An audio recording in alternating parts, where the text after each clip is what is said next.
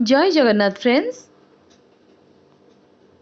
आज टॉपिकटा होची अधा कपाली मुंडबिंधा समस्यार निवारण पाई कौन सेवन कले भयंकर भयंकर मुंडबिंधा गायब हो जाए थाए।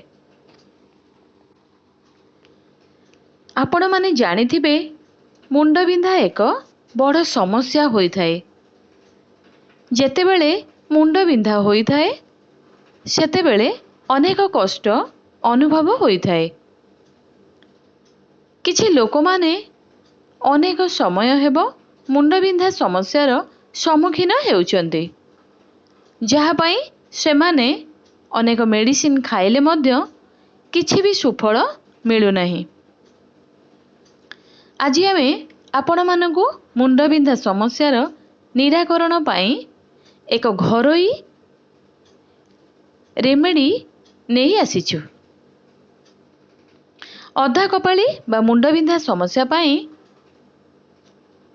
काबुली बादामर आवश्यकता रही।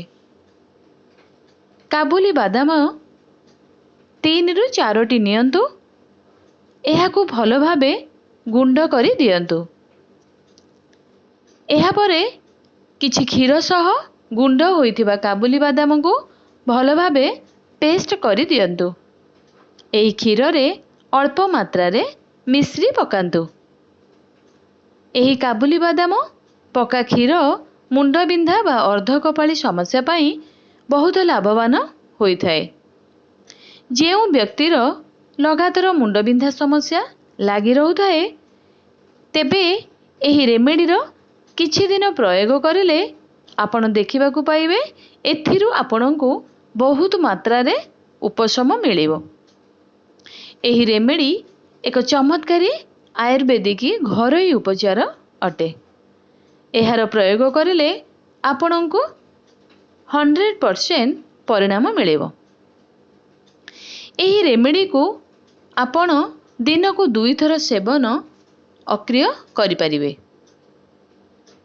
सकाळे खाइबा परे और संध्यारे खाइबा परे एहार सेवन करंतु।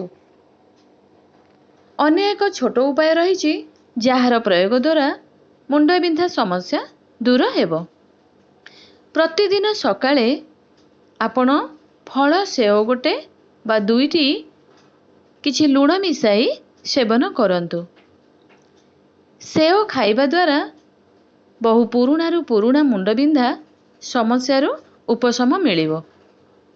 एहा छड़ा अंगूर और किसमिस रो सेवन किछि दिन करिबा परे आपणकर मुंडबिंधा समस्या दूर हो जाए थाए। एही सब घरोई सहज और सरल उपाय गुड़िक प्रयोग करिले आपणकर भयंकर मुंडबिंधा समस्या दूर होई पारिबो।